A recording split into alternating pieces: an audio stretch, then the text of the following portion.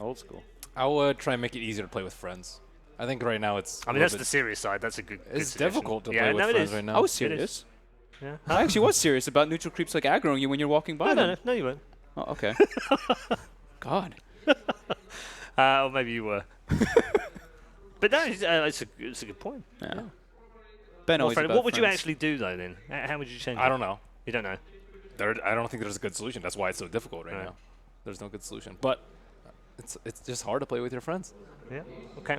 Thank you very much for those questions. Let's get into the pre-draft area of the fifth and final game. If you're just joining us, it is the Kiev Major Grand Final on home soil. Virtus.pro on the verge of taking their first major. Now find themselves all square. It's 2-2 between themselves and OG. Effectively, it's a best of one now, although they do have some history in the game to get into this draft. We've discussed it a little bit, Ben, already. You've talked about prize pool like every other tournament that I've been with you. At this time, you haven't mentioned it once. It's a $500,000 game of Dota. Second place gets $500,000. First place gets $1 million, and that's a lot of pressure For one game. For one game. Yep. For one game. I think because the prize money doesn't really. I know it does matter, but it doesn't really matter to these players. Does that make sense? It matters to the viewers.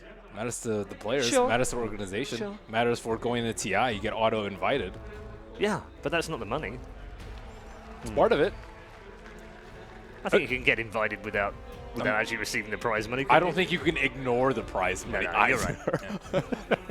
Right, let's get into the bans then for game number 5, everyone, for Kiev Major. The first time since TI3 we've actually had a 5th game. All of the other matches, by the way, in the grand finals, all of the majors and TI, other than that famous one between Na'Vi and Alliance, have all ended with the same scoreline of 3-1. It's incredible.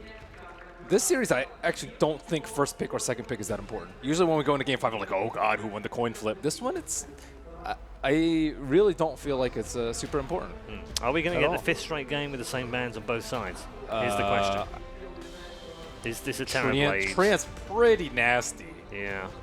And OG have first pick. They could. I still think Warlock's more important than Terrorblade, though. Has Warlock won every single game in this series? It lost one. Oh, they do go for the Terrorblade. Okay. Okay, so they've given them something to think about at the very least. Nice. We get a little bit of a change up. Yeah.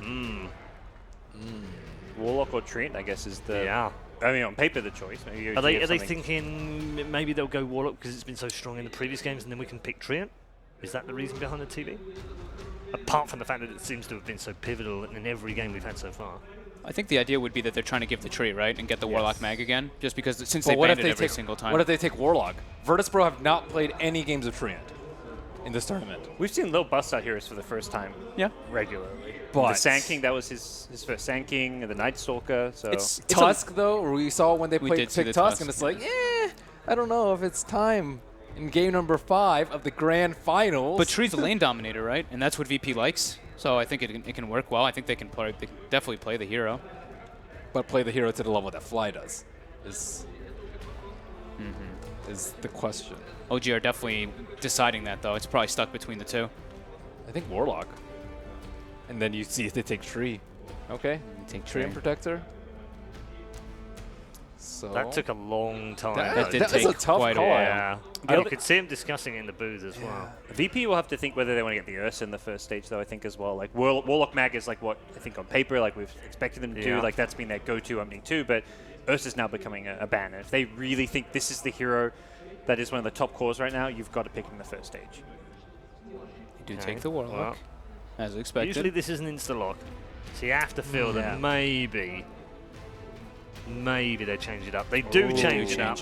And this time they go for the Legion Commander. It's neither the Ursa or the Magnus. Again, gives OG a little bit to think about here. So in combination with the Treant, they could do Phoenix like we saw. Do you want to get the Enigma early? Because that's a high priority ban, I feel. Yeah. I mean, it's okay. I mean, they're following it with 2 bans, right? You also know VP picked their offlaner. So if you don't pick an offlaner now, they're likely targeting. They've been targeting S4. Like they pick the mag early, then target S4 with their bans. So I think there's a lot of S4 heroes though. He played Bat. He can play Enigma. He can play Magnus. So there's already 3 I think that are pretty good. Virtus.pro hoping they still get the mag.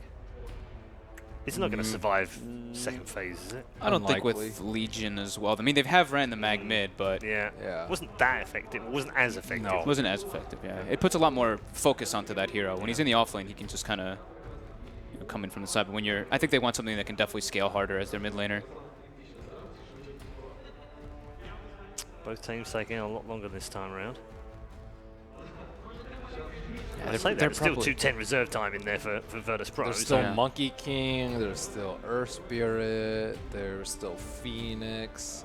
And there's still Dazzle. So the adjustments that they're probably thinking, they're like, they didn't pick the mag this time. They're definitely trying to figure out something. This Legion. This is much a mind game in this one draft, isn't it? Yeah. The Dazzle's double. sick versus LC. Yeah. This is kind of like I feel like there's a throwback to old OG, right? The double kind of defensive supports. Tree though is a little bit different now because he can be so aggressive in the laning phase. And ban, instant Enigma ban. Instant Enigma, instant Ursa. I mean, that two heroes saying like, you want these heroes, you're going to pick them first stage, or they're getting banned. But I think neither team wants to reveal too much of their draft since it's 2 supports from OG and a support with a likely offlaner for VP. Downside about picking Legion Commander, they can't pick X anymore. Or if they do, it's going to be weird laning versus the Dazzle, which you would love to have. We've talked about the importance of building hitters. I wonder where the teams go with TB banned out. What's the kind of priorities going to be? In that TA, area? right? Probably TA is going to be Yeah. regarded very high in this game. Maybe even the Dragon Knight could be regarded very high. Yeah, VP have gone DK a few times in this tournament. Probably thinking what's the best hero to ban versus S4 here, since they are, like you said, picking their offlaner and trying to take his out, since they did show they're both supports on OG. Mag, probably. He doesn't play the Abba and Omni as much as the other offlaners, but those are always still options.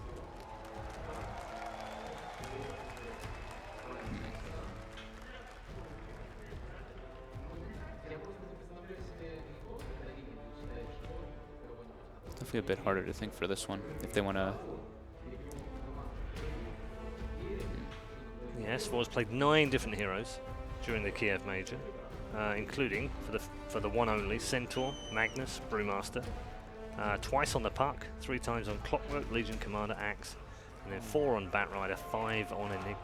They definitely went off that Brewmaster pick quite a lot. They were opening with it a bit and lost a few games. Even talked about it in one of their post-game interviews, like, yeah, they shut down our Brewmaster, so. VP banned Slark. Good, just laning stage against the Legion Commander, potentially with a Dazzle support, and something they don't want to have to deal with their support like Warlock, who doesn't have any lockdown. LC is generally regarded as pretty good versus Slark, though.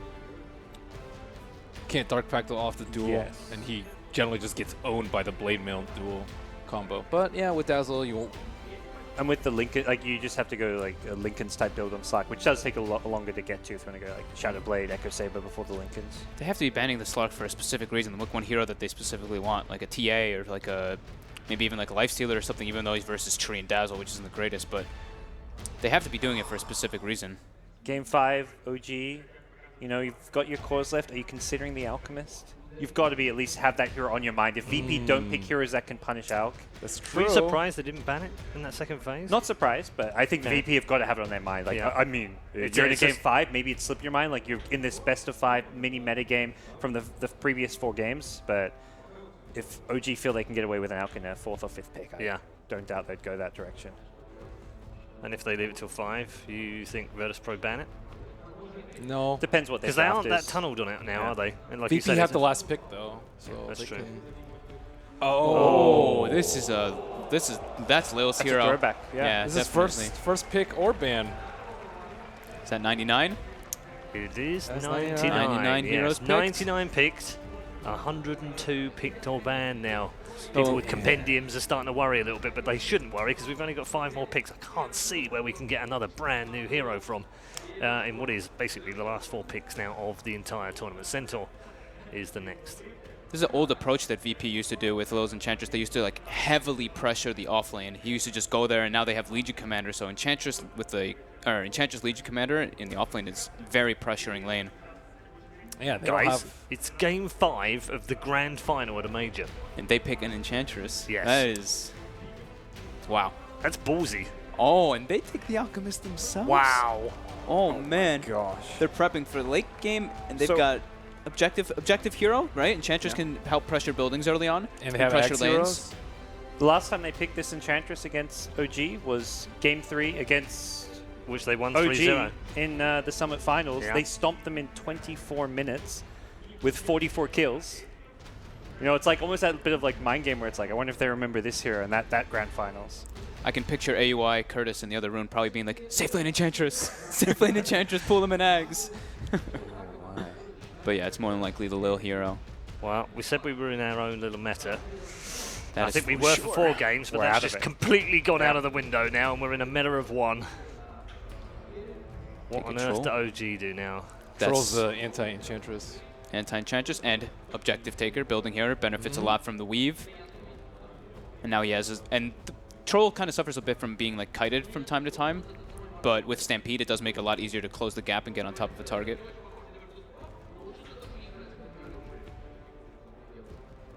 What hero are they going to utilize the battle trance on, though?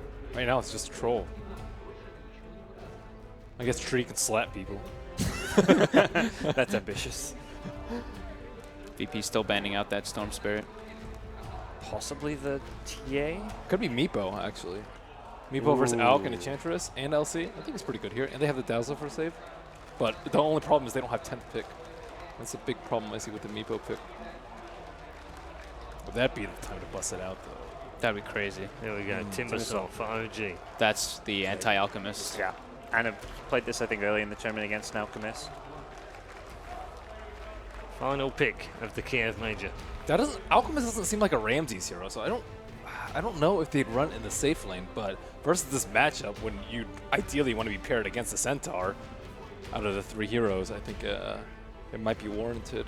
VP doesn't have any like magic burst or anything either for this Timber. All they really have is the LC duel for lockdown too. Okay, so they go for the OD for that.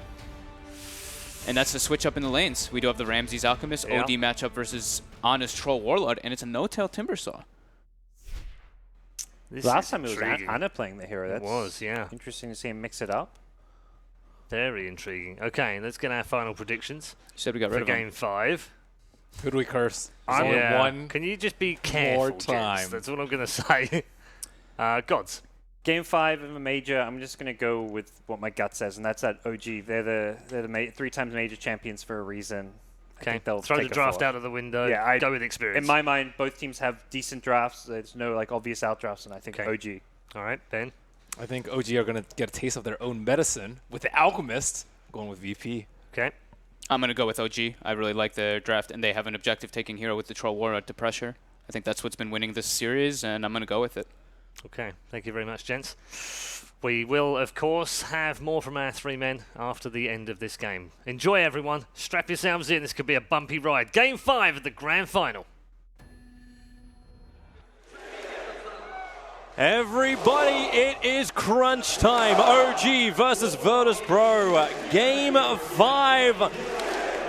I am honored to be here with Syndra, and I'm Toby One, and this crowd is getting behind the local heroes. It is Virtus.pro. Who will have enough? Will it be the VP draft? Will it be the OG draft? Will it be the VP players? Will it be the OG players? Many, many questions, and that's the reason why I'm here with Synd. I love this draft. Let's just adjust the mic to make sure it's in a good position. Wonderful, go. I love this draft. Yay! Okay. Tell us why, There's a Synd. couple of things to cover in this. I'll try to go over them as fast as possible. I thought Enchantress and Chen would get picked way earlier in the tournament. I think the heroes are definitely still playable. I love seeing VP just going, full confidence in this one.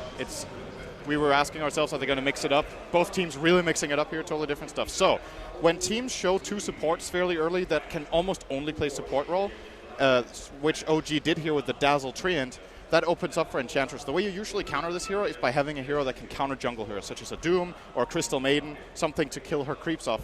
OG showing these 2 supports don't have that counter, and VP identify that for that reason they can run the Enchantress in this game. They're also going to steal away the Alchemist, which will be played by Ramses this game, and played safe lane. And then they finish it off getting this OD mid, who has some of the best setup for Enchantress. by virtue of this 4-second Astral Imprisonment. If you Astral someone mid, Ench has plenty of time to get the creeps in position, get in there and get it going. OG looking for counter picks as well. They picked the Timbersaw into Elk and Legion, 2 strength heroes. And they also got themselves the Troll, probably expecting that the Elk would go mid and trying to contest him in lane, but that will not be the case this game. This is going to be crazy. All eyes on Lil for this game. Yep. Follow the Ench. Keep your eyes on him. That whole Alchemist mid. You may even thought he may go safe lane, but Virtus.pro are taking him to the off lane in combination with the Warlock, and Lil playing very aggressive. It's not a surprise when Arnsal is the coach of this team. You actually get the Enchantress pickup. You were reminding us of that during the drafting phase. And Lil, well, he's already there in mid. Aggressive ward. Does he really do this? The Courier snipe as well. This is a horrible way for OG to start. The Courier actually snipes the Quelling Blade of Ana. Virtus.pro spill the blood. It's the cute blood, but it's the Courier blood. Just as big as First Blood, if not even more. This is a big gold swing. Lil is going to find, so when it comes to Ench, obviously the jungle has been nerfed, so it only spawns every second minute, but the first 2 creeps you get are at the same pace, even the first 3. So he's going to find a Wild Wing. There's a Centaur in the other camp, and now the Treant of Jerax will try to simply walk in and body block so that Lil can't get more than 1 creep in this one. Of course, Jerax will be successful. Lil can't really stop this. What he can do is just go somewhere else. He has his own jungle, so he can go find another creep. Yep. And the Wild Wing will just be annoying in mid for Ana to deal with. Plenty of options. We should also flag the fact that in the first minute, VP actually changed up their lanes. They may have been expecting the Timber plus Dazzle to run that dual off lane, and instead S4 ended up on the off lane, so Ramses has switched into the safe lane, and they push Pasha into the off lane. But Pasha sitting here with little to no mana, and S4 is already off to a decent start. So difficult for Ramses really to fight that. It becomes more of a straight farm lane than anything else until help will arrive. It sucks being Ana right now. This is really, really difficult to deal with. He doesn't have a courier. He's getting tornadoed. The OD is playing aggressively on him. He has cooldown on his 1 tango. He kind of has to Shrine. Pretty much already solo, moving down aggressively as well. I feel so early to Shrine. Like, Solo's here for the 2-minute bounty room, which is something Ana probably also wants, but as you said, he had to Shrine. It instantly gets pinged out because the Observer Ward sees that fast, and he knows seeing the Observer Wards. Ana was one of the big things that VP was able to shut down to get the victory over them. And they can just keep going again. This could be death for Ana. He goes for the quick whirling axes back to the tier 1 tower. But remember, this is the Golems. It's the Golem taking the damage, so he'll split out again. You've got more stuns available. The Shadow Wave will kick in. Solo's in the neighborhood. Shadow Word could also have its effect, but no, Solo will retreat. Came in range of the tower, and the Enchantress creeps were timing out. Meanwhile, up on top lane, Ramsey's actually not too healthy. S4 doesn't have double edge, doesn't have damage from that, and that's the reason why Solo was bailing. He had to come up here to help out the Alchemist. It's going to give him the Shadow Word and bring him up nice and healthy. This pull is available. Lil will, however, take it for now, getting another Wild Wing, and probably wants to farm this camp up so it spawns again minute 3. We'll see what his second creep is going to be. So far, so good for OG in the mid lane. They didn't die, but Ana is not having the greatest time ever. S4 is going to have to Shrine as well now. Got a decent amount of farm on him. Jerax also going to need it. Hasn't found his level 2 just yet. Flying, venturing into enemy territory. Just to swipe the bounty runes to restrict the area. The VP can just get huge advantages on. And this Enchantress, only level 1, so we're 3 minutes in. The roaming, at this point, it seems to have been rather successful from Lil as far as pressure being applied, but did he want more than this?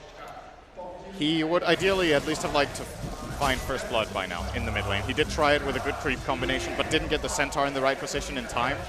And Ana was able to get away. Realistically, Dazzle would have probably saved him as well in that instance. Fly came mid. Jerax is flagging. There's a sentry ward up on top, so he can't just move through the tree lines. He got attacked by the creep wave. Yeah, and he knows it. He knows it's right in the middle of the lane. What they wanted to have happen is Jerax walk on top of the Alchemist, the Warlock, get the first stun, then the Shadow Wave damage. This is the combination that OG is working towards. Then they can work with S4 with that double edge. But instead, the combination is more than likely prepping for the mid lane. Catapult's there. Ana is being forced back again. Has to go for the whirling axes. 13-0 against the 27-10. It's a nightmare for Ana. And even in sustain the lane, he's looking at buying a straight Morbid Mask to start with. despite VP not finding any kills, we're looking at that 2K gold lead again that we saw a couple games ago. They're winning the early game really hard in this one. No one going in for Ana. Needs to be careful not to get bashed here. That could get scary. Stole a lot of int. Troll already doesn't have much. That's something for later in the game. The Astral, or rather the Sanity's Eclipse, can blow up Troll. He has, I think, the worst intelligence gain in the game. I believe it's like 1.0 or something. It's pretty stupid. Yep, he is really stupid. 1.0 indeed. So good laning from VP. Okay, this is something you often manage to accomplish with the Enchantress. Even if you don't find kills, you can put this early lane pressure. Enchantress has a tendency to fall off a bit later, though. They do have the Battle Trance as well, so they can get through the Untouchable at later stages. But all in all, VP are probably fairly satisfied with what they've managed to do for now. Now they need to keep building on this advantage, and OG to find a way to incorporate their supports in a meaningful way. It's so difficult for the support to find kills right now, it seems. Right now they seem to just be helping with the laning phase. Like Notel's having himself a great time on bottom. He didn't actually go for much aggression. He went for the 3 points up in the reactive armor against the Legion commander. So it's just giving him something where he can posture back against Pasha, get the level 6 up, let the Shark Groups do the work, and maybe find an earlier kill. But without Timberchain, he's probably not going to get that. Legion Commander is pretty decent against Timber in lane, though. Press the attack can remove the Whirling Death attribute loss. Pings are coming out. Solo and Lil, they're on their way. We've got ourselves Mud Golem and Centaur again. The multiple stuns. Ramsey gets initiated on. The Dust will trigger. Ramsey's preparing the concoction. Throws it towards Durax. The Shadow Wave is there. There isn't a shallow grave. He didn't save the point for it, but Durax gets invis. Thanks to the Dust. He is revealed, however. Ramsey's on the run. He needs to survive. Hoof stomp out from S4. Double edge available, and he will slice the Enchantress out for the body block. The Enchantress Crypt is doing the work, not to mention the concoction from Ramses. It'll fly out. A double kill for the safe lane Alchemist. Durax is back. He'll try and work with flying, but the Centaur Stomp is there. Mud Golem Stomp up in a second too. But it's VP trying to be the aggressors, and they get first blood on the top lane. That Centaur's not even done. The double stuns fly out. Lil does it from the grave, even from the base, I should say. Getting the kill onto the Dazzle, now making a 3-for-1 advantage on the kill board. Lil is really, really good at this hero. He's played it a lot in the past. I think his Enchantress is way better than his Chen, personally. He has this good eye for these early aggressive plays that you can make and spotting the right moments in the lane. This is a great start for Virtus.pro in this game. Alchemist is going Medallion first item. This is very unusual. They will probably be taking advantage of the good head start in this lane to simply have the bursting power. Ramses taking a different approach to Alch that we have seen a lot in the past. This minus armor / plus armor buildup, and then we might not even see the Radiance this game. It could just be the combat build that he brings out with it almost Sanji Yasha. It almost brings you back. Like, there's no one that really massively benefits from the Aghanim set, but from Eternal Envy's Aghanim's Rush days when he went for that Solar Crest only with Armlet. Actually, he went Armlet after. But still, Axe is pretty good on Edge. Pretty good on Warlock. That range damage, if Lil keeps finding kills, sure, why not? Troll Warlock's just using his Battle Trance to farm. He's still playing catch-up, and they have the Shrine to trigger too. He will not catch up to OD right now. It's just not happening. 28-0 to 55-23. Like, how many times has no one been the power of the mid lane? This is not Ana playing awful by any means. He is just being countered out by the Enchantress at first, and no one is probably one of the 3 best mechanical mid players in the world, especially from a laning stage standpoint. Generally, I believe Sumail has said that no one is really good.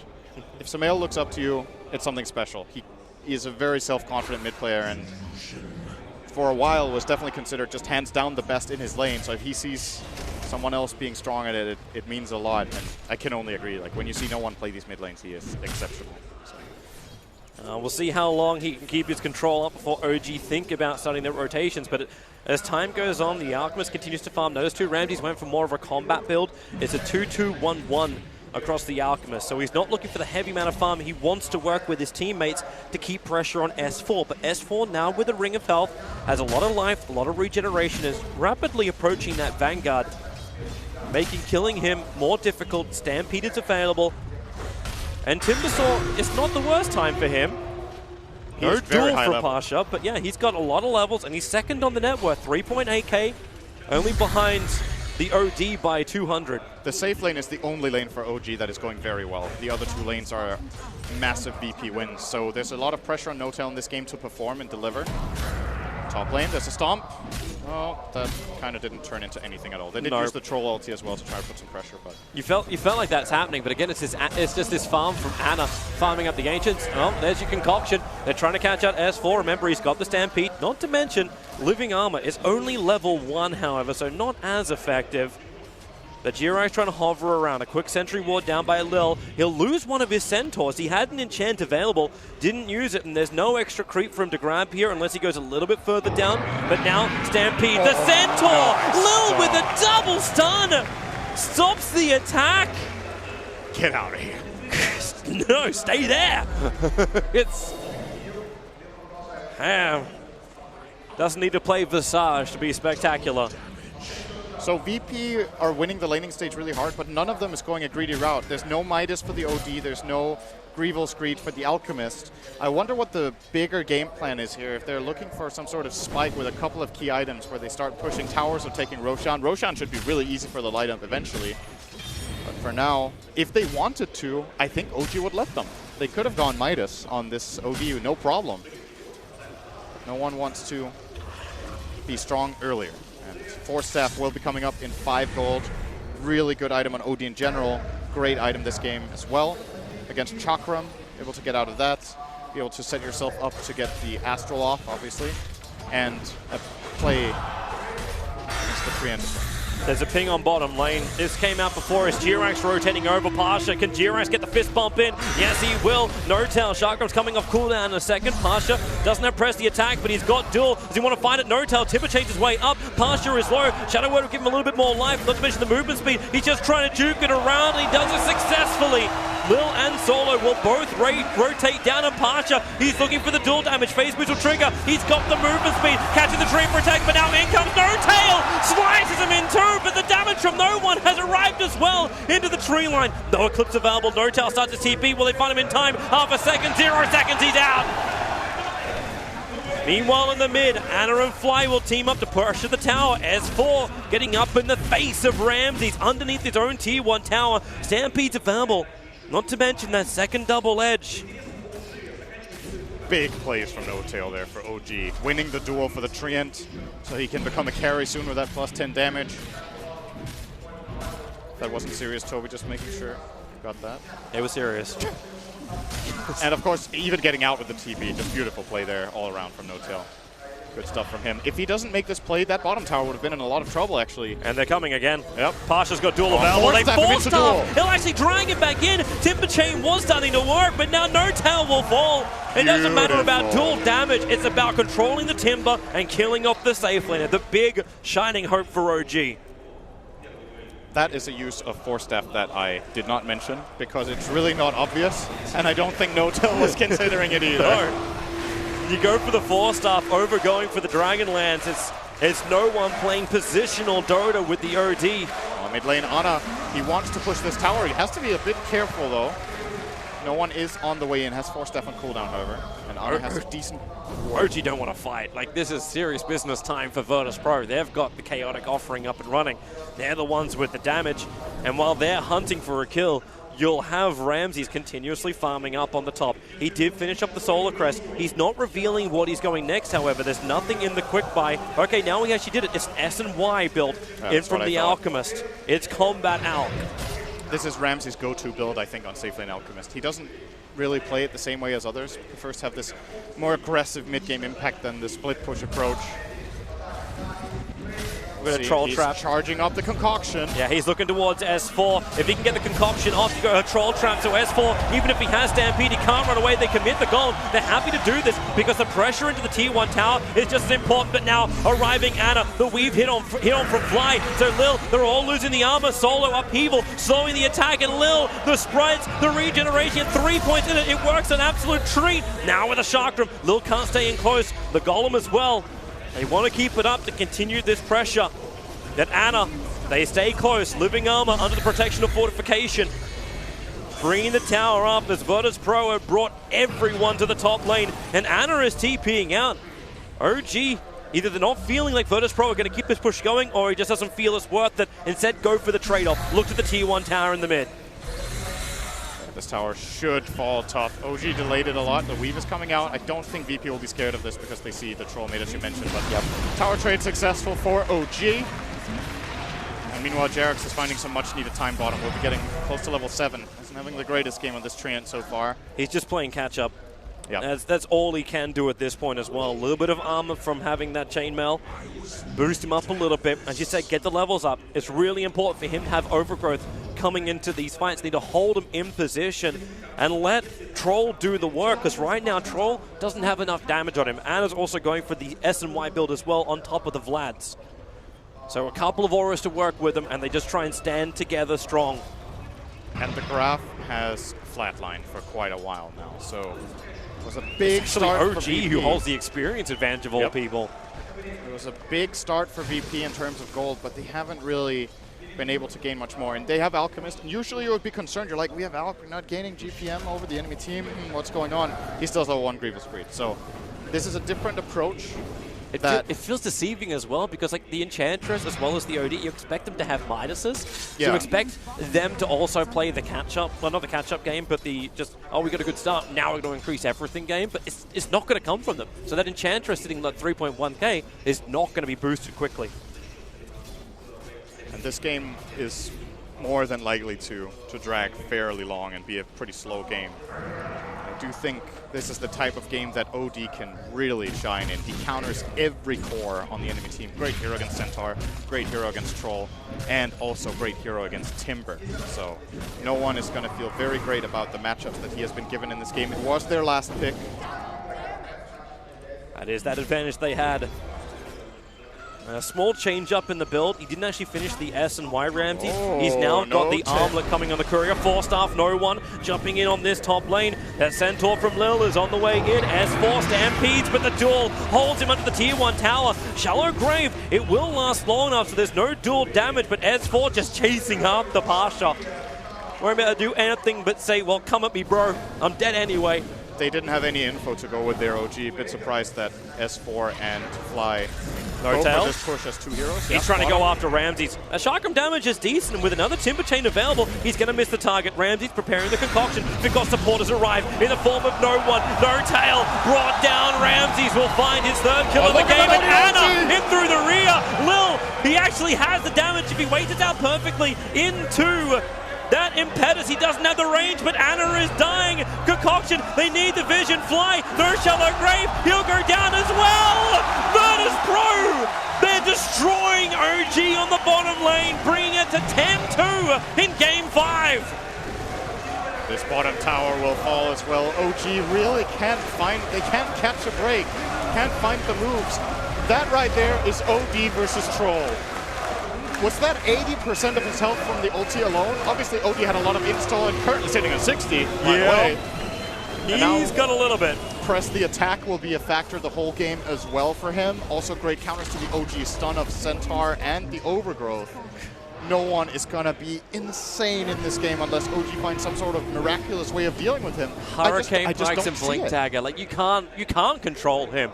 Like, Centaur, he has his Blink Dagger, so you got the jump from that. But what you're probably expecting was Jirax to be the man giving the vision, letting him know where Virtus.pro is coming from, and he just can't do it because every time VP move, they move quickly, they move in a surprising way that OG is just not prepared for. And now OG, they're going for the Hallelujah. They're trying to go in towards Roshan, but because the ward they put down, Warlock. it actually got scouted out. Lil will steal the invis rune. There is a sentry ward, so they do see Lil moving out, but Roshan down just about 50% of his HP. The top tower will be taken by S4. Stampede is up. But Troll ulti down for the moment, and VP, they're in the neighborhood, and OG, they're going to be forced into this fight. Under the tier 1 tower, Weave connects over on 3. So be careful with that one. A quick dust, thinking maybe Jirax is a little bit closer. He is not. And VP will give some respect. This was a good distraction play from OG securing that top tower by going into the Roche. OD seeping out. If everything clicked there and they got Roche and the tower, they would be in a pretty good position to come back in the game. The tower only is not really enough for now, but it's kind of the best that they can hope for. They've also managed to defend their own tower, of course, with this living armor, level 4. Now they are looking to go aggressive. Pasha is in a very good position right now, and he's going to give it up, actually. Under the cover of smoke, because they put the Ogre Frost Mage inside the pit, so there's no way for OG just to slip by Virtus.pro with the cheeky one. They have to stick around and wait for VP to come into their kill zone. This Ogre has 45 seconds left on it. It should be more than enough time for VP to pressure somewhere, so OG has to respond. OG can't fight yet. Like, they wasted their smoke, essentially. OG got nothing out of this. Yep. So they push Jirax up to the top. He does not have a TP scroll. So OG is still not looking for a fight. All they're looking to do is contest Roshan. Don't let Virtus.pro have it. They tried to steal it themselves. That didn't work. It's just the mass D-ward of D-ward of D-ward going out in the mid. Roche really quick. They have Crest, Acid Spray. This Chakram slow down the creep wave push. Ramses comes in once more. OD is terrible at killing buildings, and they know it. Virtus.pro can't just force the lane, and Ramses, even with combat build, the Alchemist doesn't do as much either. Not enough to get through the living armor protection, and Notel, who could just continuously spam out these Chakrams to hold the wave back. All of a sudden, we have a full Solar Crest on Treant for Jerax. So he got a big item. It's very good against the Dire lineup. Lots of right-clicking involved from OD, Out, and Ench, and even the Legion Commander. And OD really doesn't like buying MKB. So will be a valuable choice the entire game. This Crest is going to pay off. No one actually is building BKB. So it's the immunity that he wants from the item, the ability to stand in the middle of OG and, well, not really give two hoots. When he's in BKB, there's only one guy touching him, and that's the Troll. The Centaur will be pretty useless. The Timber will be completely useless against him. Does Ana really have enough damage to get through the OG? Yeah, they're inside the pit. Vision is negligible, in fact, non-existent for OG. And Shaka was just used by Notel to force out the mid lane, so, yep, the Weave will give the Vision instead. That's the power of OG. They had it with the Bat Rider before. This time it's the power of the Dazzle. Timber chain forward, looking for the damage with the Chakram. They push him around as Notel. There's a jump forward, the Hawk Stomp. It connects on the OD. They're going to kill him off. This is a big fight if they can keep the contesting there. The rock will fall from Warlock, combining with the Fatal Bonds. Jirax creates a little bit more space with the overgrowth. The damage from Notel is huge, but not enough. No one is just doing his work. He survives through this. He wants one more hit on Notel. Solo actually gets the kill because of the Fatal Bonds. He got hit by the Ancients, and 4 heroes go down for OG, and this will allow Virtus.pro to take Roshan and really the balls of this game into their hands. All they had to pay for that was the OD buyback. I would imagine they're going to give him the Aegis now as a result of this. Yes, they do. So it wasn't free, and it was a great fight from OG, but as you said, it was not enough. And there's more big items now flowing in for Virtus.pro, and they have a big moment of opportunity now with this Aegis to go and claim some buildings. This mid tower should finally fall after Treant delayed it for 200 years. That's how long this series could go for. 2 SMYs now completed. Ramses has his in hand. The Troll Warlord has his as well. As OG, they show they have the patience, they show they have the positioning, but Virtus.pro show they've got it in droves as well. And let's have a look at that fight once again. So Notel jumps in, not a lot of armor to work with, and they got the target they wanted. They brought down the OD so early on. Yeah, Solo did get banished, though, so he got the Golem and Bonds off. This banish is huge from no one. And that Fatal Bonds damage is insane. Warlock I believe so because Notel got hit by the Ancients, it actually ended up killing off his teammate as well. I'm not certain of that, though. Yeah, he did enough damage that he had the kill. He was dead anyway. Also, it was OD getting the kill there. Regardless. It's Warlock. He's been the critical support of this entire series, but Virtus.pro looking fantastic. I really thought OG were going to pick it over the Treant when they had the first pick.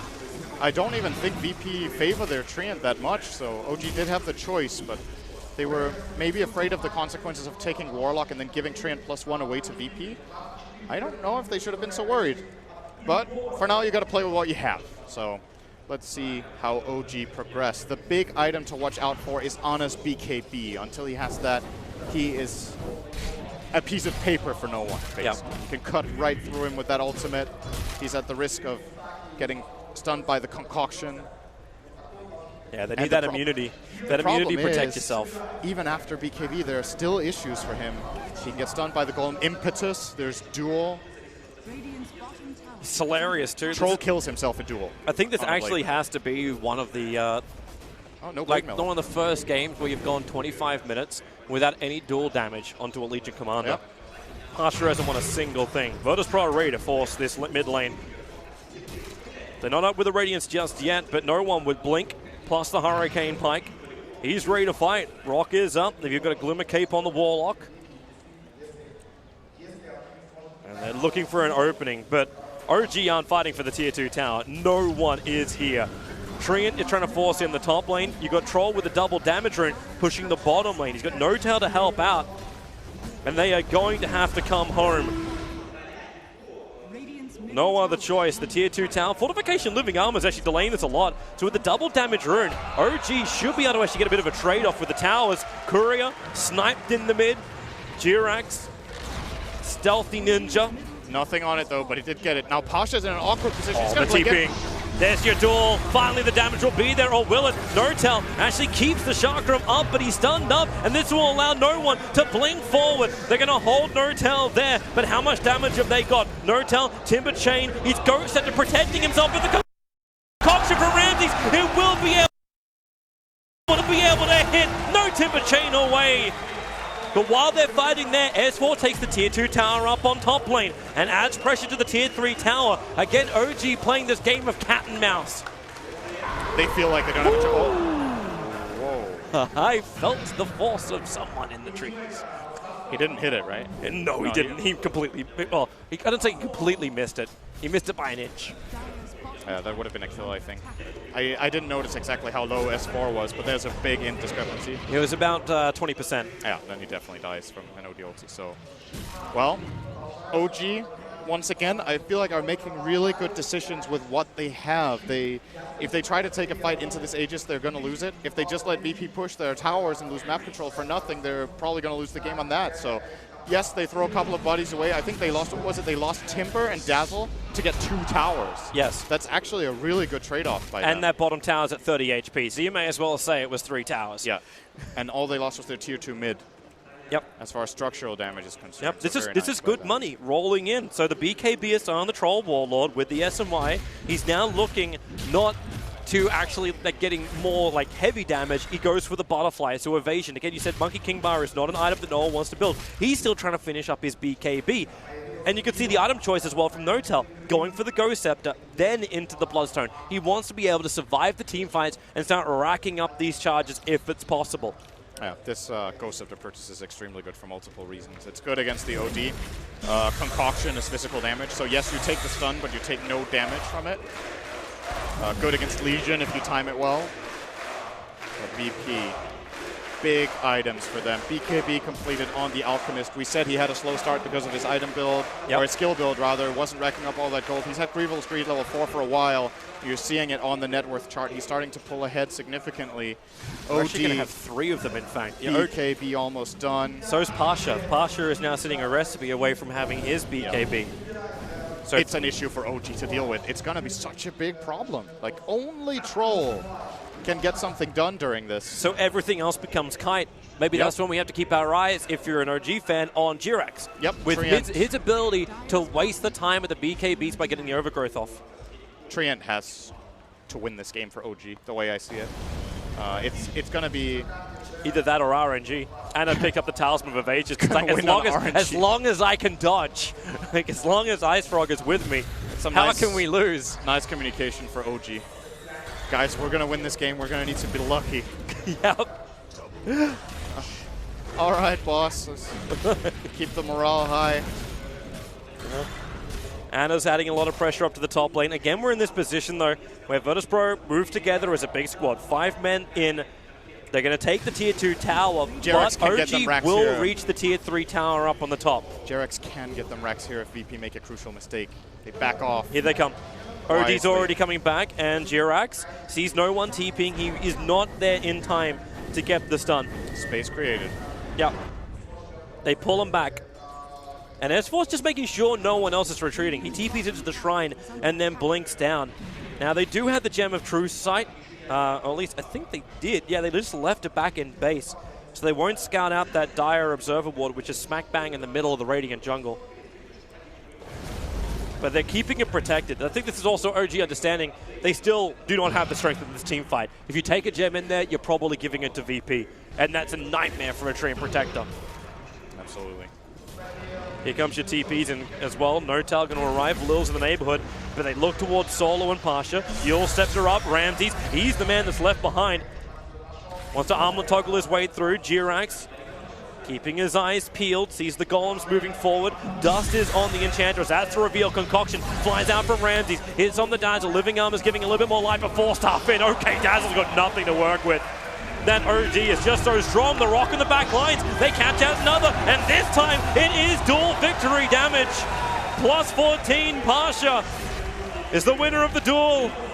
And maybe with these pickoffs, they're actually potentially a winner of the mid lane. I don't think this is Rax, but they could do some structural damage here. They have 20 seconds. The wave is coming in. Alchemist is a beast right now. Didn't use the BKB there. He will have his Chemical Rage ready in 10 seconds. VP have the choice. They will not go for any damage this time around, but just taking the wins one by one, building up more items. The Alch now will finish a full Assault Cuirass in 30 gold. OD starting to work on the Shiva. All of this armor, once again. How is the Troll going to deal with it when they also have armor on top of their magic immunity? This is the ultimate safety first. They're not using just one layer of protection. They're putting on 3 layers, making sure OG cannot get through. But OG, they understand. They can't wait this out. They can't just let VP dictate the pace of this game. So they 5-man smoke. They look for Roshan. He's still over a minute away from spawning, so they have to find a kill. Aggressive invade. They come into the dire jungle and look towards the mid. But VP, they're pretty damn close together. They are ready to fight this. They can run Ramses in front because they have double saves. They have the press the attack and the Astral that can both save him if OG jump on him. And of course also the Glimmer Cape on Warlock. So Ramses shouldn't necessarily be too scared, but obviously doesn't want to give OG a completely superior position. So won't run up to the high ground. Instead it will be Lil now scouting out. OG with another unsuccessful smoke. VP are reading their every move. OG have had almost no success with anything apart from split push this game. OG need the success around Roshan. That's basically it. But again, you've still got that shrine up for the dire side. The Observer Wall will see it coming. They smoke up quickly, but right underneath. Actually, the dire Observer Wall didn't see it. So a hoof stomp forward. They get the double edge off. Will Solo go down? Push him up into the hill. In fact, well away from the rest of the Virtus.pro lineup. So VP, 42 seconds without actually having Warlock. He doesn't have buyback, and OD burnt his BKB. So did Troll. Oh boy. Okay. It was a trade-off. So Roshan begins. Troll wants to kill him off as quick as he possibly can. Alchemist preparing. He is the front line tank. He is the sponge of Virtus.pro that can keep draining himself through Chemical Rage. In he comes. The Shark comes out. The hoof stomp stun. Will it be enough? Yes, it is. On top of no one. The charge forward. No-Tal wants kills. The intelligence, so it's up to 24 and eclipses the power. They'll drop. S4. The Shallow Grave will keep him alive. Jirax got a little bit of space. Remember, he's the one carrying the gem. Pass will duel him up. Bring him down. No-Tal as well will fall. OG, they're falling apart. The Aegis Immortal will burn. Troll Warlord back into the fight, but Ramses, the stun is available. No BKB available for the Troll Warlord. Lil pounding him down. You have a small chance of victory. Actually, no, you don't. Anna, you're toast. Burnt toast.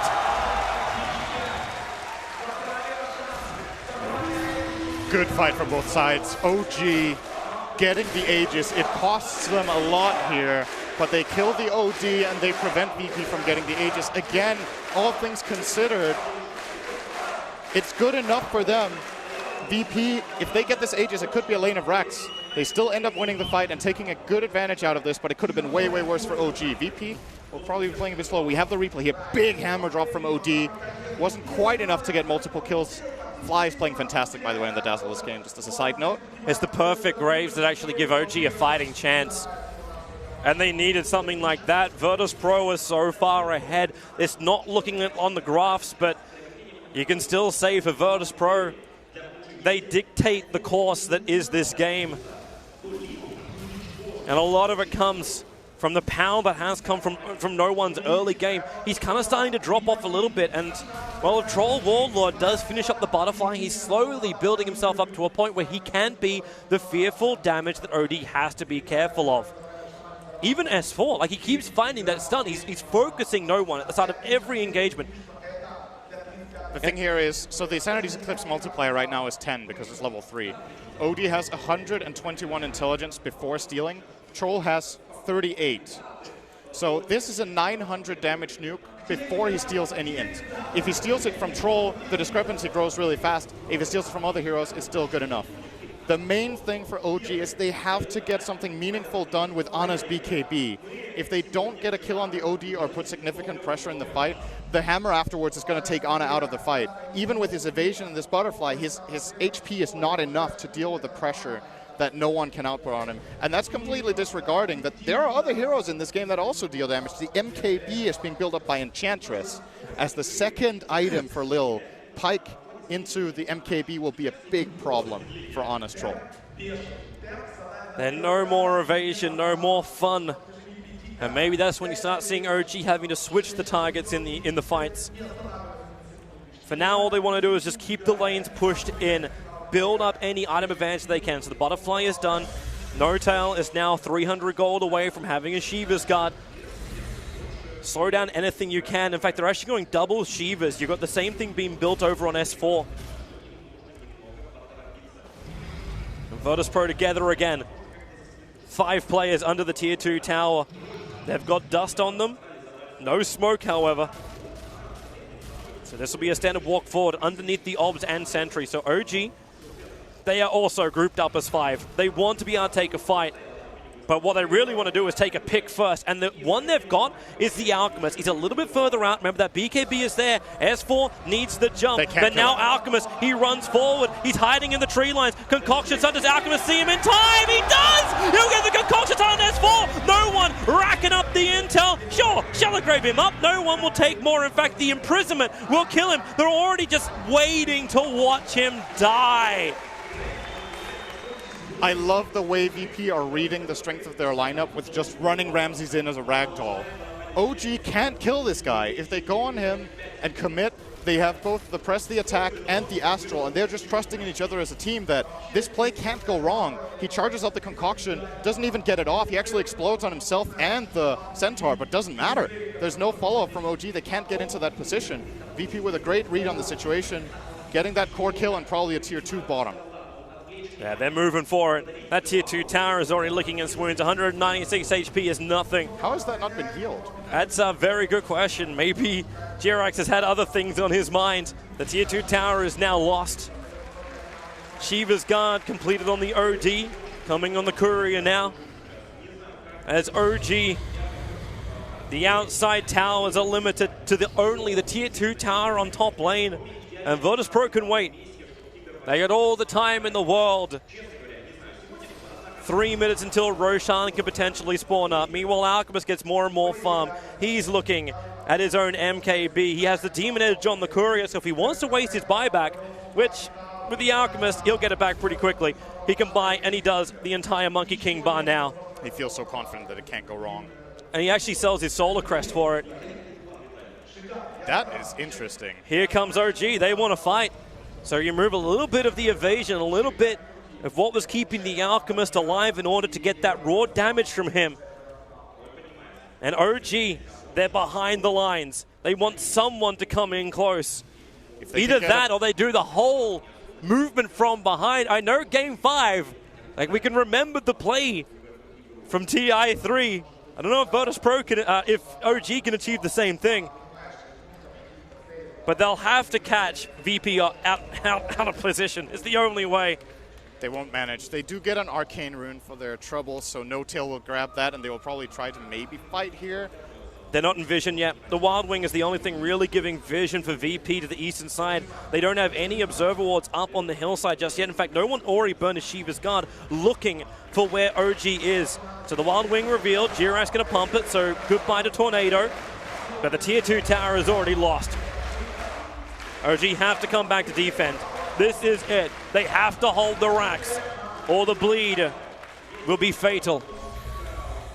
Ramses could be the siege vehicle. He's still not that tanky health-wise. They're leaving. Jirax, he found a target. The weave actually gave a little bit of vision, but he wants to punch into Ramses. Jirax doesn't actually get the bash, however. Concoction's preparing the rock with the Fatal Bonds. Will connect out. Yule Scepter, they're keeping OD out of the fight. And the big root, they're holding him there. But the damage, you'll drop the hammer for the bash again. He's still doing his work. No tail. This Timbersaw, he's the man doing the damage until Ana. No, it's a lockdown. You actually have the fight going the way of OG. A buyback will come out from Ramses. Warlock solo is on the run. No tail won't go the correct direction. But OG, they got the fight they were begging for, they were praying for. They found this minimal moment of opportunity to jump on Ramses. Ramses used his BKB in panic, so they couldn't banish him away with the OD and they couldn't save him. So Ana just got to lay into the Alp on his own with no mobility available for Ramses. OG found the almost impossible fight under those conditions. And they're going to look to push a lane of racks. He wants to force buyback. Can hold this. You got no OD for 43 seconds. Ana is beating the town down. Backdoor regeneration's helping him. It's going to help once Ramsey stuns up too. And they move up. Upheaval tries to slow him down. OG, are they really going to be the first team to claim an inside building? Keep the chakrams up. Keep Solo down. Fatal Bonds will connect him. The tier 3 tower will fall. OG, how much more do you think you can go for? The melee rack takes a little bit of a chip. Tanner, he really wants to finish this. He's going to do it. Ramsey prepares the concoction. It'll fly out, but OG, they've done the damage. They got what they wanted. One fight can change it all for you. And Ramses, with the buyback expended, cannot afford a mistake like that again. Should it happen one more time, we might just see OG being, what's that? Is that 4 times major champions then? It will be 4 times major champions. Lost count at this point. They were Frankfurt, they were Manila, and they were Boston. Yep. This could be the 4th. Very well could. There was only one major, they didn't make it, and that's because they got 6th, 8th in Shanghai. And we said that Jerax had to come up big on the Treant. That overgrowth was massive. Right after all BKBs were popped, no one didn't get the attacks off that he needed for the Sanity's Eclipse to get lethal. Oh, gee. Scotty will be completed on Ana if he wants to buy it. Let's have a quick look at the fight again. So Ramses does get the ulti off, but here's the problem. His team can't get in and save him. Now he's BKB, so no banish available. Gets bashed, and killed. Overgrowth on all 3. And that Sanity's Eclipse is big, but it's not enough. Yep. The shallow graves again on the perfect targets. The man that did the work at the start, Jirax, able to stay alive. You even gave the bonus 14 damage to the Troll Warlord. He won the duel. Solo reposition, try again.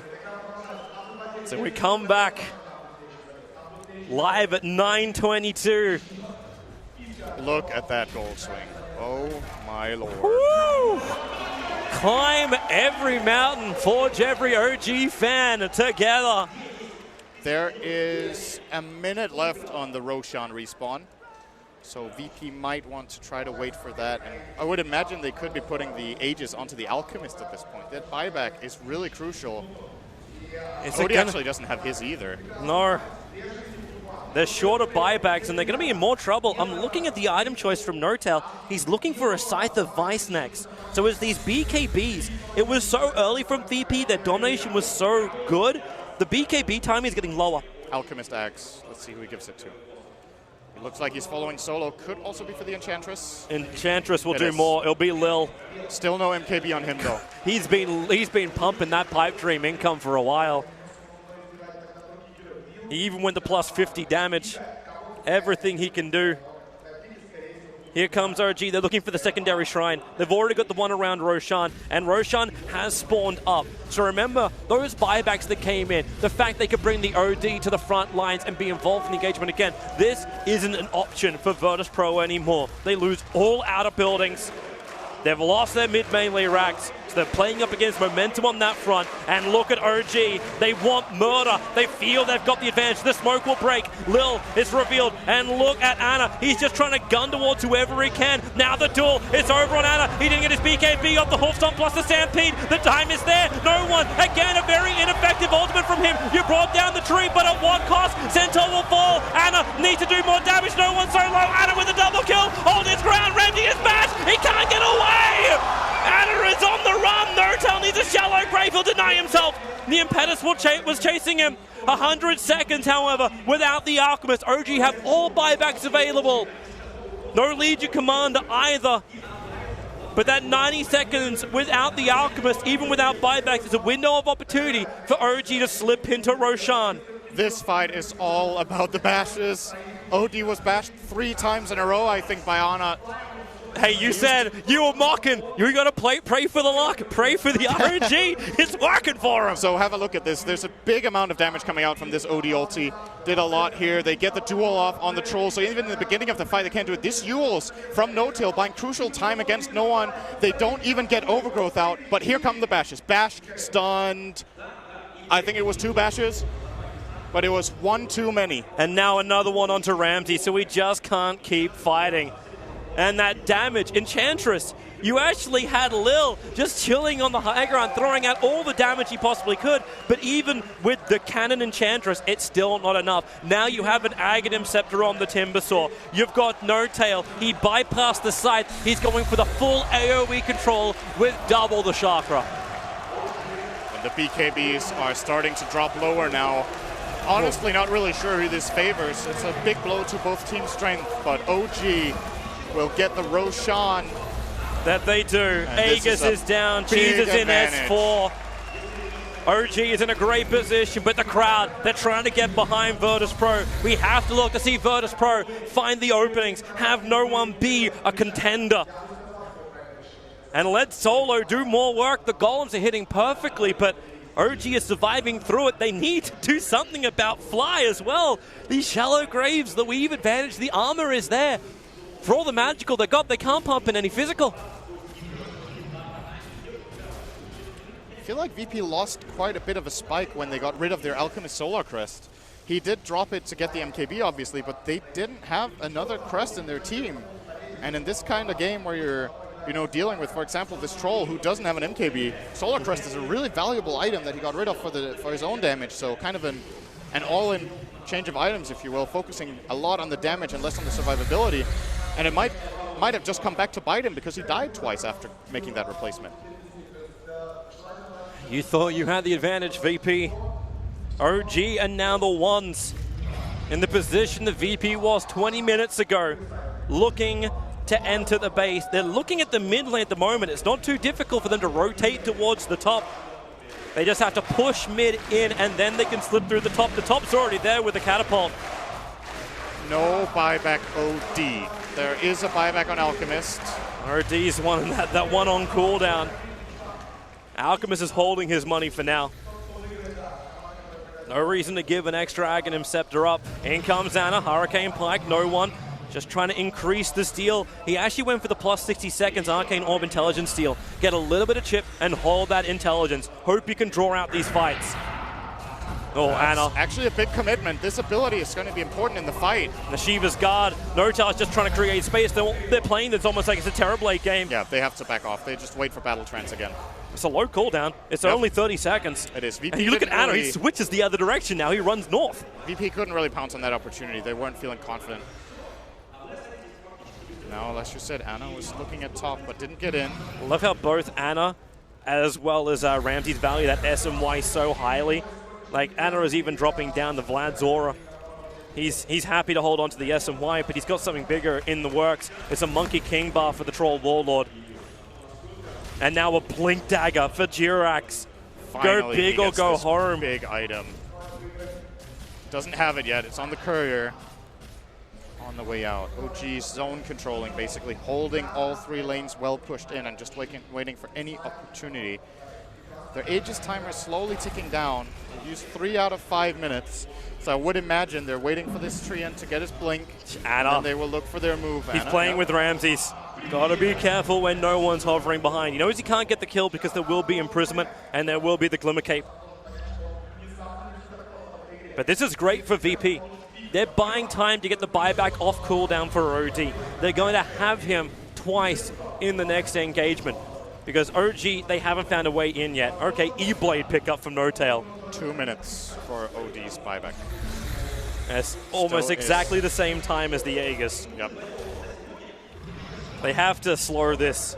Here comes the top lane. S4 is holding it. He's actually got enough money for his full Aghanim Scepter. Ana, Lil, it's a beautiful rainbow, but not enough damage to kill off the Troll Warlord, just to nibble him. Nibble him half his health. Okay, maybe it's more of a munch. This is something to look out for Ana. They smoked. Yep, there's no tower bottom. Ramses is building in toward a Satanic. They keep jumping from top to bottom, making Virtus.pro wonder where OG is moving. Courier, yeah, you're not making that run. It's got a Morbid Mask and a Mithril Hammer on it. Ramses is trying to finish up his Satanic. He's got the money to finish it. And still, actually, he'll be short by 700 for buyback. OD, buyback in 1 minute. Aegis. Look at Jirax's position. 40 seconds. He waited in the tree line. Now they jump forward. That damage from No Tail. Defensive improvement from no one.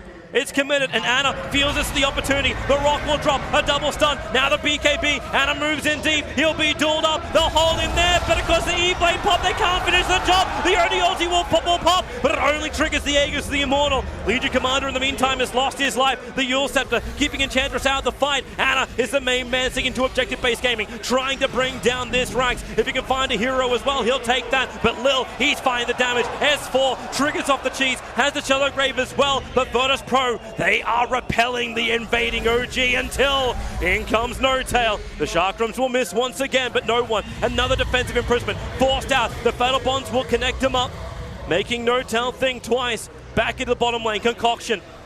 Alchemist will stun himself. Okay, no one. Again, has to be the saving grace, but while he's down, Ana takes out the bottom melee racks. OG achieve what they wanted once more, and it cost them next to nothing.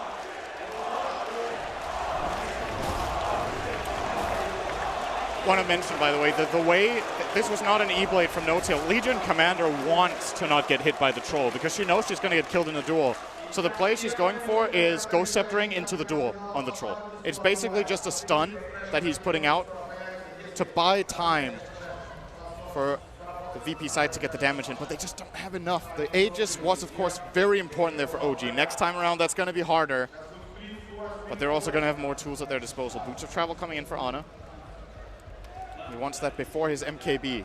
Just need to play the lane push game now and secure themselves the next Roshan. VP will want to contest. They did not use any buybacks in that fight. So they'll have the whole array of fighting potential in about a minute. They have a small opportunity. Jirax may not know he was scouted out, but Lil saw the blink animation that came from Jirax, so they know he's trying to bounce himself into that tree line just north of the tier 3 tower on top lane for Dire side. If he can get close enough, hello Satanic, hello Moonshot, straight buyout from Ramses. No buyback. He's short by 750 gold. He's committing the items to try and carry his team to victory if it's possible. Not even holding on to boots. He doesn't consume the Moonshot. He's going to hold on to it. That's an Aghanim Scepter on the Centaur. S4 can buy the full axe and Boots of Travel. We'll see if he buys both, or if he holds on to the TP scroll. He will hold on to the TP. No, he sold it. He's looking at Refresher Orb. He sold his TP and didn't use... Oh, okay. He sold it and just starts running out. Maybe feels like he doesn't need a TP. It's this fight. If OG can take it, they win. So it's either death or glory. And right now, VP is still short of buyback. Legion Commander the furthest away, just over 1,000 gold short of it. But no one has it on cooldown at least. So if they can get the cash like the Alchemist is getting, he's 280, now 220, now 0 away from buyback. The Satanic, he has a chance at man fighting, but Timbersaw chaining in. He goes for the E-Blade pop with the double Chakrams. Alchemist, he wants to get out of this one. They have to push him away. A quick press the attack, bringing Ramses' life back up again. Now he will turn on the Chemical Rage. S4's pushed in the mid. Chemical Rage going to help protect him when he concocts himself as well. Troll looking for the damage top again. Roshan's up in 10 seconds time. If VP can take this, they need to take this fight and then potentially Roshan after. That's the situation they're in. They're backed into a corner. A team that had a 10,000 advantage. They were up in this series. And now OG. They got their hands around the neck of Virtus.pro.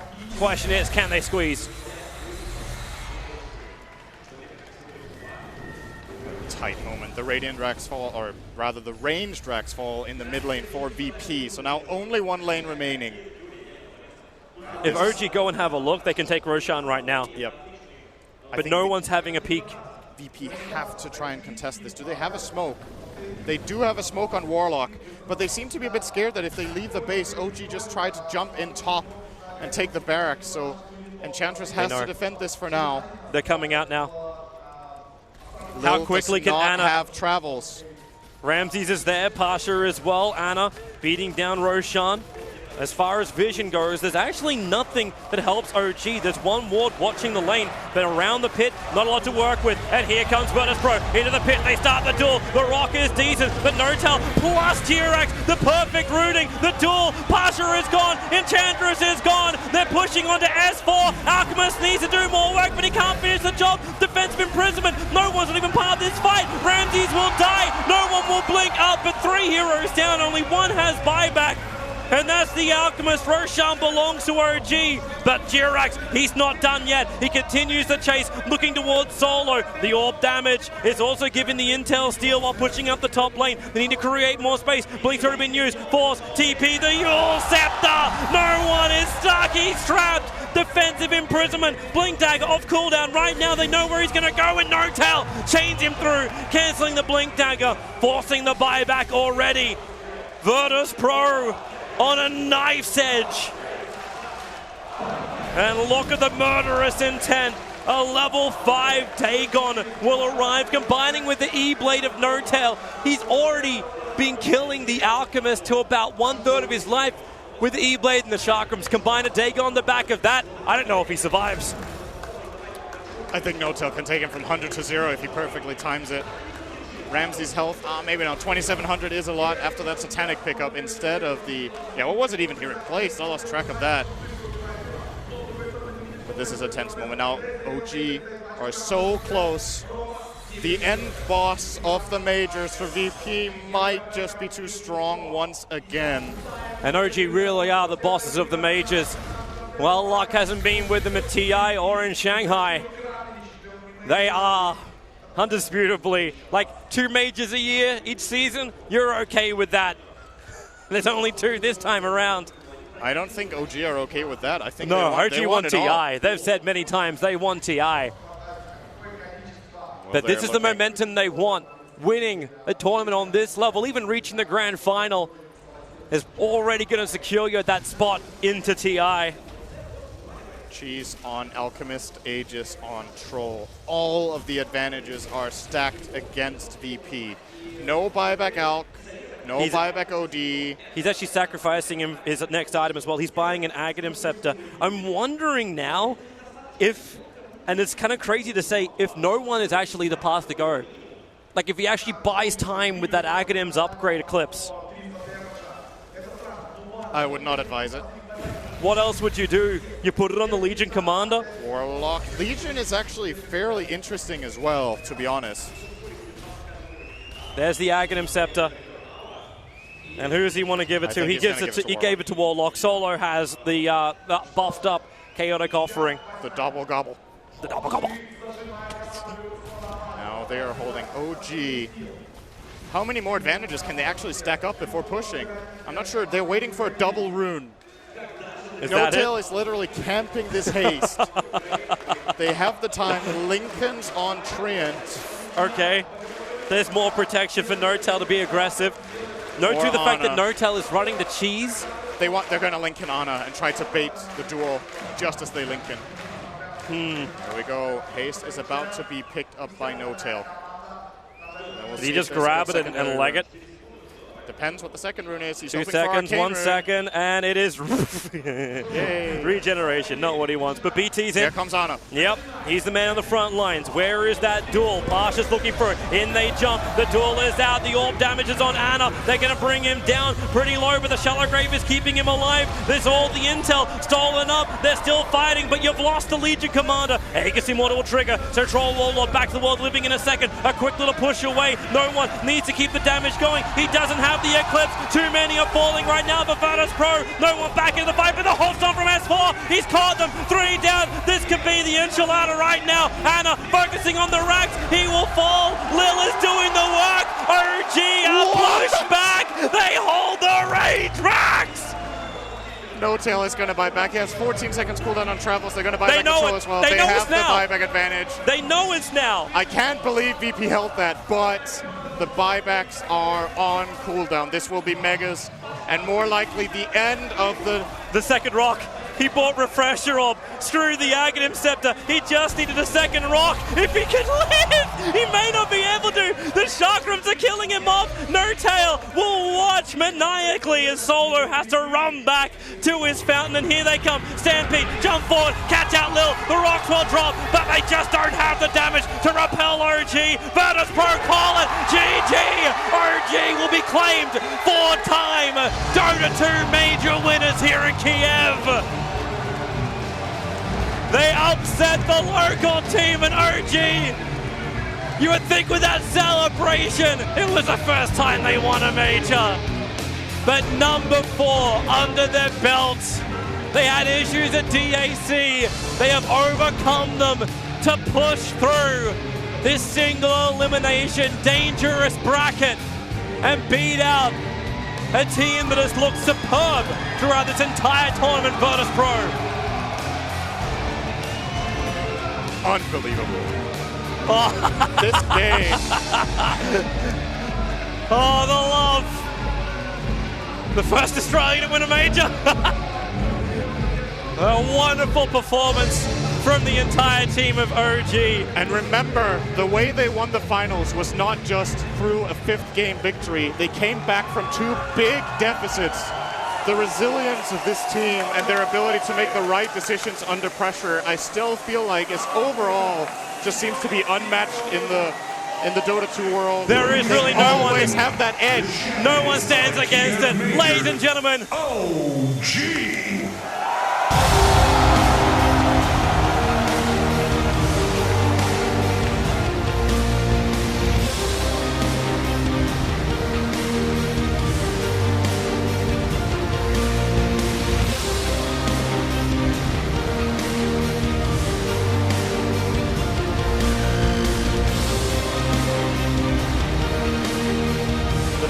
Time is a charm. 4-time champions and champions of the Kiev Major. OG.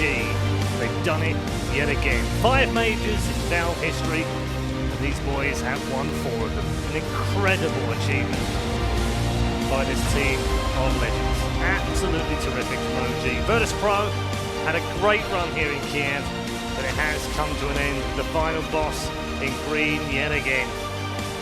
They are once again lifting the trophy. An incredible performance from OG, an incredible performance from Virtus.pro, let's not forget as well, after giving us one of the most thrilling major finals we've ever had.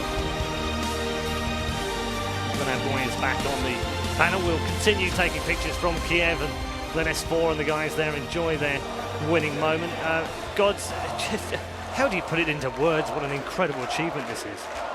These guys are true champions. They somehow overcome seemingly the impossible with the deficit they had in this game. Game 1 even you go back to, this could have very easily and quickly been a 3-0 finals in VP's favor.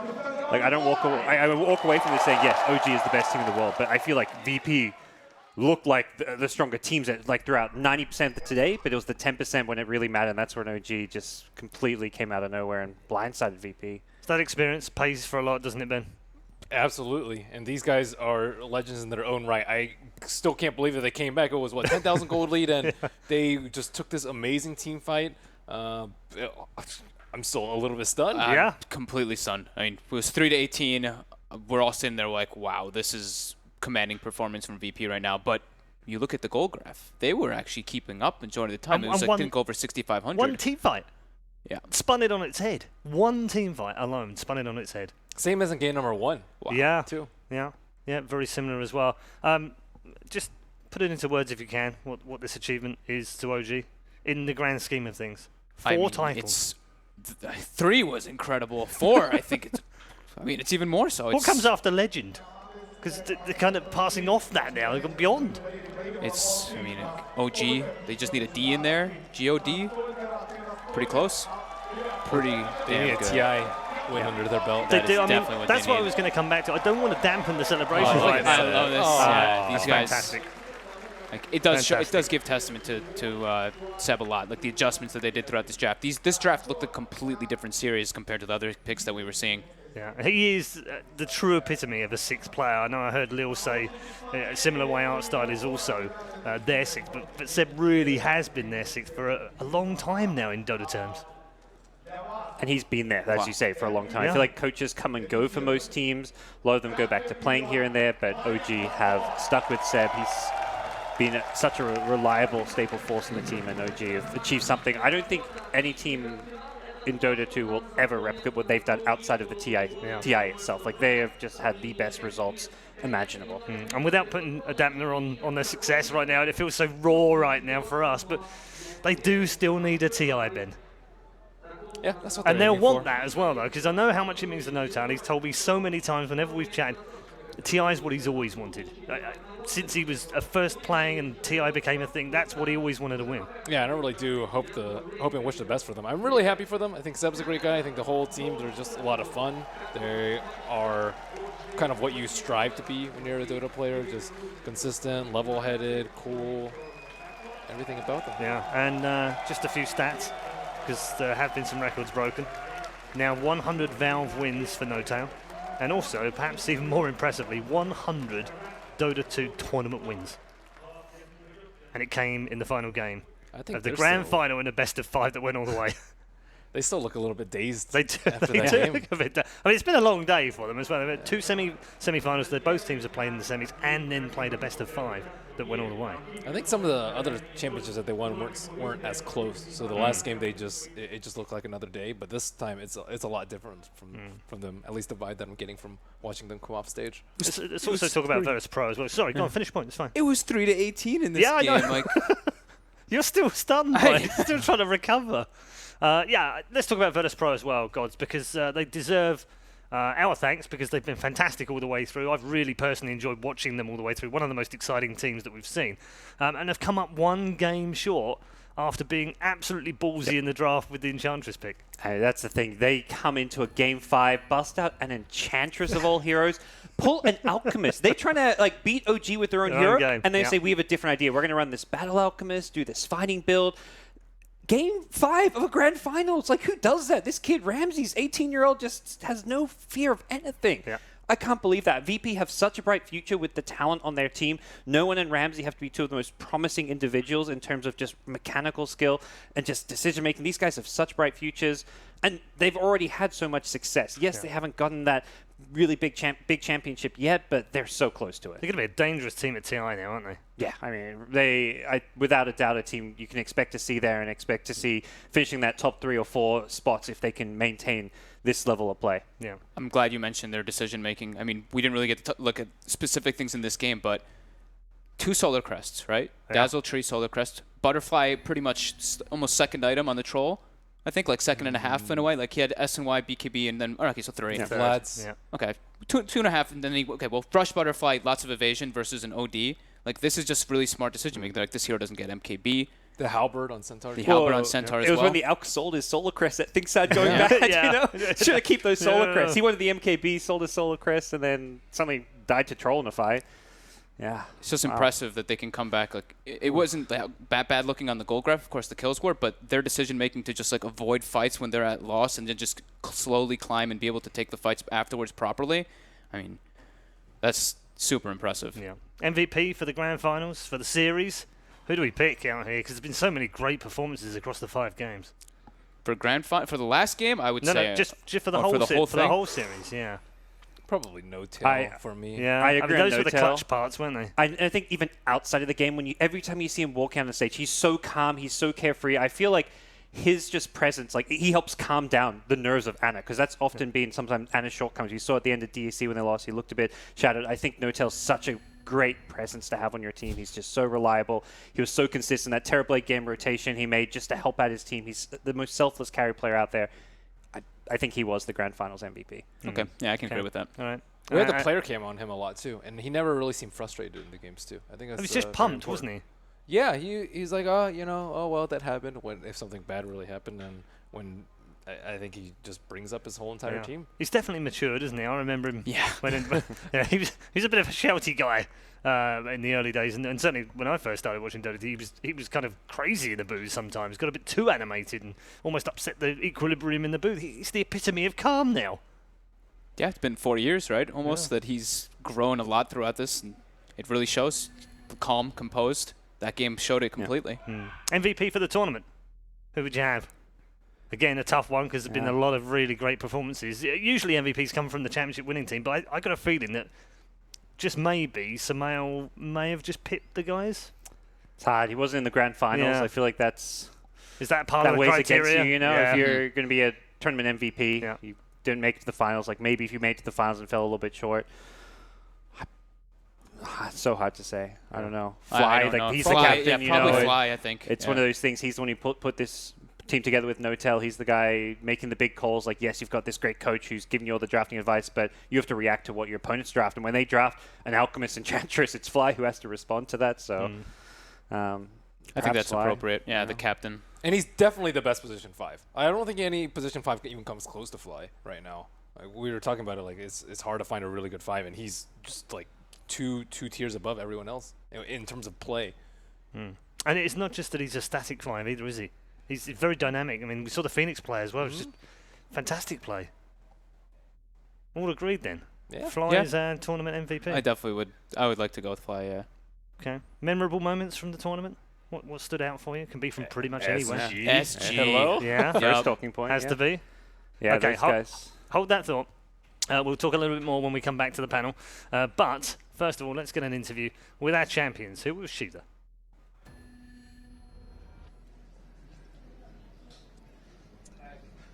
I'm here with 2 of the champions of the Kiev Major.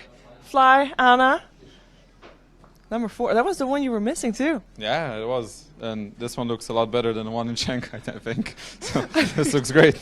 I think so too. 4 times major winner, 2 times major champion. What's going through your head right now? Because that was amazing. I don't know. This is one of the craziest majors we've had to play. I mean, this finals was insane. Going to Game 5 against VP, a team that we struggled against, and you know the crowd. Even though they obviously cheer for VP, they also cheered for us. Yeah. It's an incredible feeling, honestly. I don't know. This guy is speechless. There you go. I mean, I can only imagine what that was like. Now, talk to me. Those final moments. It was a very intense Game 5. The final moments. What's that like in the booth? It was crazy because you know we came back. It was a really hard game. We were losing really hard, but we said like we can still win this. We can still win this. All we need is this and that. We talked about what we had to do. We stayed really positive, and at the end we know like these guys are dying without buybacks, and they started panicking towards the end. They just started buying back, and we knew we could just we take it our way and we're gonna win it. And then when they died without buybacks, we start going crazy. We're already feeling we're so close to winning. It's like within our reach. So like we start yelling and. The hype, That's when I started captaining. Like I was making the calls, and I was just hyped, and I was just overtaking Tal, and it's like, yeah. I know, like it doesn't matter what I say anymore as a captain. He was in the zone. He was like, oh, we get them, be my guest. You're the troll. I'm the dazzle. I'll just grave you. You kill them, I mean, the graves were on point, to be fair. At least that. All right. So there's been a tremendous amount of people watching you, both obviously in the arena as well as online. What do you want to say to all the people that have been cheering for you? Big thanks to everybody who's been cheering for us, all our fans, anybody who came out here. Even though like we played the crowd favorites, everybody still cheered for us. It's incredible, and we couldn't do this without you. So obviously it's amazing. Also want to thank like my family who came out here actually. Oh, that's really cool. My mom and my sister, thank you very much, and also our sponsors that helped us, Red Bull. And my teammates, they're amazing. And I saw you carrying Sebastian on your guys' shoulders. And our coach and our manager and all these guys are the ones who made it happen in the end. It's everything is connected, and that's what makes it work. That's what makes the dream work, right? Yep. All right, congratulations. I'm going to let you guys celebrate because you've had a very long day. Very long day. A lot of Dota 2 games. And thank you and congratulations one more time. Thank you. Thank you. Thank you. And for the last time, it's back to the panel. Fantastic, brilliant. I think that's the most we've ever heard Anna speak during an interview. Even if there were a couple of one-word answers, you can be forgiven. It's been a long day, and they are the champions. They almost look a little bit shell-shocked. Still. Yeah, you win 4 majors, you'd think at some point you get used to it, but yeah, no, obviously not. It's still special to them. That's Yeah. what's great to see for these Dota players. They care so much more about being the best in the world. It's all about proving themselves, showing that they can win these championships, and it's great stuff. Is it more special, Ben, do you think, to them having had to fight so hard this time? I wouldn't say they've had easy majors in the past, but it seemed to come to them easier. This one was a really hard for every step of the way. Group stages were a bit rough at places, some tough times through the knockout stages, some really good teams against them, and the grand final going all 5. I would say, yeah, one of the toughest ones, and probably that's why Anna talked. He's like, nothing's going to be harder than that game number 5. I'm not scared of anything anymore. Yeah. Yeah. And him taking over the captaincy as well. I mean, he delivered in that game. We were saying that he was probably the game MVP, although No-Tail definitely had the match MVP. That guy really stepped it up. He had gotten so punished in the laning phase, and the way he came back, I mean, That's when a boy becomes a man, right there. Anna's a man. Double champion as well now, in his own right, as well as the organisation picking out 4. We were getting final thoughts. We'll go around the table and wrap up the tournament as a whole. It has been a terrific tournament yet again. We seem to be blessed with fantastic majors every time it comes round. It's just such a great game because every tournament feels so different, and like the level of play always seems to be getting higher and higher. Every major, every TI, and what we're seeing here is a completely new patch where teams are completely exploring like a somewhat new but the same old game, and it's just so amazing seeing such beautiful Dota being played from start to finish. Couldn't agree more. Pep? I think the skill floor has just really been much higher than before. Every time you think a series is going to be crap, it's like, oh man, this is an easy 2-0. It's like, okay, what's the best series in the tournament? And that usually doesn't happen. Usually, if you're like, okay, this is going to be a quick 2-0, it is. And this one was one of the most difficult ones to predict, and I think that's a really good thing. SG came really, really far, and I did not see them advancing as far as they did and coming as far. I was really happy to see the different versatility that we saw at this tournament. Each team kind of had their own, not like every single team, but a lot of them had their own like type of drafts and type of ways that they wanted to outlook at the game. It was really cool because at Boston it was like, this illusion, shadow demon, blah, blah, blah kind of thing. This one we saw absolutely different things coming from pretty much all the teams, and then even the finals we see adjustments coming out all over the place. That was really just a pleasure to watch, and just super happy to be able to be here. Well, thank you very much to all 3 of you. It's been a pleasure being with you once again. It's always a pleasure coming to do these big events and the majors with you guys.